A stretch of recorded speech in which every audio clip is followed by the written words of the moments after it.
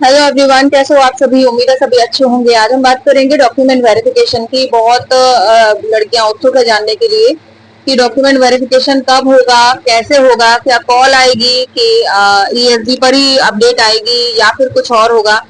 तो इन्फॉर्मेशन जो मैंने जुटाई जिनके सिलेक्शन हुए हैं उसके पहले, तो ये बात देखने को मिली है कि ना आपके पास कोई कॉल आएगी, ना ही आपके पास कोई पोर्टल पर अपडेट होगा, बल्कि आपके पास मेल आएगी या फिर टेक्स्ट के थ्रू आपको इन्फॉर्मेशन मिलेगी। मैसेज आ सकता है या फिर आपको मेल आ सकती है। आपने जो फॉर्म भरते टाइम मेल आईडी अपडेट की थी और जो फोन नंबर दिया हुआ था, दोनों पर ही आप चेक कर लें। मैसेज भी आ सकता है, मेल भी आ सकते हैं, तो दोनों ही चीजें अपने एक्टिव रखें। कुछ भी हो सकता है दोनों में से।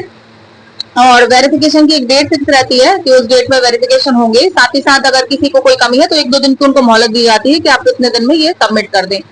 ठीक है। और अगर कुछ सीवियर प्रॉब्लम होती है तो थोड़ा और टाइम एक्सीड हो जाता है कि चलिए ठीक है, आप अपने डॉक्यूमेंट्स अपडेट कर दें जब तक आपके पास ज्वाइनिंग लेटर नहीं आता है।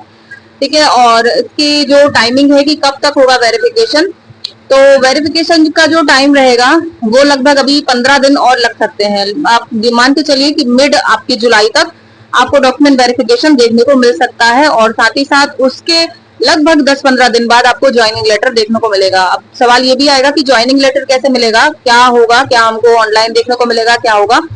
तो आपके एड्रेस पर, आपका जो एड्रेस है, जो आपने स्थायी निवास डेट करवाया होगा, उस एड्रेस पर आपका बाय पोस्ट आपका ज्वाइनिंग लेटर आएगा।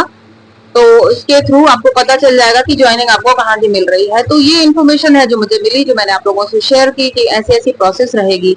अब डॉक्यूमेंट वेरिफिकेशन का एक और क्वेश्चन आता है कि कहाँ पर होगा। तो डॉक्यूमेंट वेरिफिकेशन आपके स्टेट, आपके जिले में ही होगा। जो महिला बाल विकास ऑफिस है, यहीं पर एक टीम गठित की जाएगी और वो टीम ही डॉक्यूमेंट को वेरीफाई करेगी।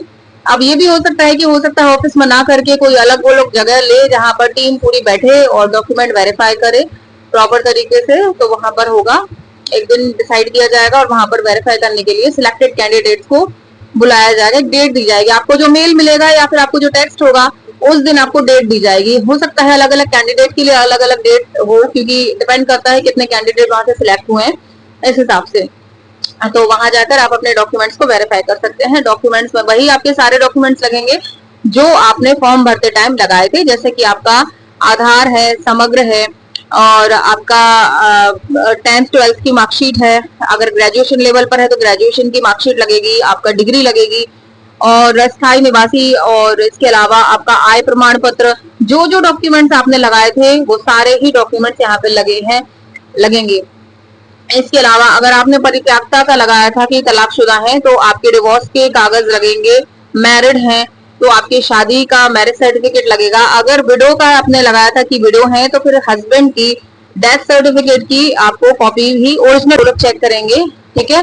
और आपको सारे ही ओरिजिनल लेकर जाने होंगे वहां पर। इसके अलावा आप जो देखिए डॉक्यूमेंट्स आपके सारे वही मैंने बताया कि जो आपने अपलोड किए थे फॉर्म भरते टाइम, एप्लीकेशन के टाइम पर, वही लगेंगे। साथ ही साथ 2 एक्स्ट्रा लग रहे हैं आपके डॉक्यूमेंट्स, एक तो डिग्री, दूसरा आपका मैरिज सर्टिफिकेट या डिवोर्स का सर्टिफिकेट या फिर आपके तलाकशुदा का सर्टिफिकेट। ये सारी चीजें आपको लगानी होंगी। एक और क्वेश्चन मेरे सामने आया था, आजकल में ही देखने को मिला था कि अगर मान लीजिए कोई डिवोर्सी था फॉर्म भरते टाइम और उसने डिवोर्सी का वहां पे लगा दिया था, लेकिन अब उसकी शादी हो चुकी है, 1-2-3 महीने के अंतर में उसकी जो है शादी हो चुकी है।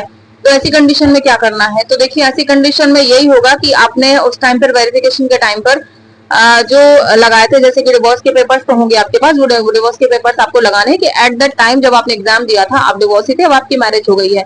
अब अगर वो उसको तलाकशुदा की तरह लेते हैं तो ठीक है। तलाक में तो देखिए डेट भी रहती है, इस तारीख को तलाक हुआ था और सारा सब कुछ रहता है उसमें, है ना, कि इस तारीख में तलाक हुआ था। और आपकी जो शादी हुई है उसका भी अगर वो मांगते हैं कि आपने कब मैरिज हुई है, एग्जाम के बाद हुई है कि पहले हुई है, तो कुछ ना कुछ आपको प्रमाण देना पड़ेगा कि एग्जाम के टाइम पर देखिए आप तलाकशुदा थे, लेकिन एग्जाम के बाद उनने शादी कर ली है, तो उसका प्रमाण भी हो सकता है आपसे मांगे। तो आप अपना दूसरा मैरिज सर्टिफिकेट भी बनवा कर रख सकते हैं, क्योंकि हो सकता है फिर वो आपको डिफॉल्टर नहीं मानेंगे। अगर मान लीजिए आपने मैरिज सर्टिफिकेट नहीं दिखा और आप मैरिड प्रूफ हो गए तो फिर दिक्कत हो सकती है। इसलिए दोनों ही पेपर्स अपने रेडी रखें, एक्स हस्बैंड का डिवोर्स सर्टिफिकेट और न्यू जो है दूसरे जो हस्बैंड है उसका आप मैरिज सर्टिफिकेट रेडी रखें। अब जिस भी तरह से वो कंसीडर करें उसको आपको बताना होगा।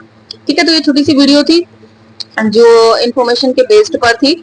ठीक है, तो आपको जल्दी ही मिड जुलाई तक आपको देखने को मिल सकता है कब आपका डॉक्यूमेंट वेरिफिकेशन के लिए मेल आता है। मेल बॉक्स चेक करते रहे अपना, अगर ज्यादा मेल्स हो गए हैं तो थोड़े बहुत डिलीट कर दें, वरना प्रॉब्लम हो सकती है। खैर ऐसी कोई प्रॉब्लम भी नहीं होगी, क्योंकि अपडेट आपको मिलती रहेगी। जैसे ही एक के पास भी आ गया वेरिफिकेशन के लिए तो पूरे यूट्यूब पर वैसे ही पता चल जाएगा। तो यूट्यूब पर भी कनेक्ट रहे लोगों से, ठीक है, देखते रहे क्या क्या इन्फॉर्मेशन है, और मेल बॉक्स अपना चेक करते रहे। आपके जो हाँ आपके टेक्स्ट है वो भी चेक करते रहे कैसे क्या इन्फॉर्मेशन आती है। ठीक है, आज की वीडियो के लिए इतना ही। Thank you so much.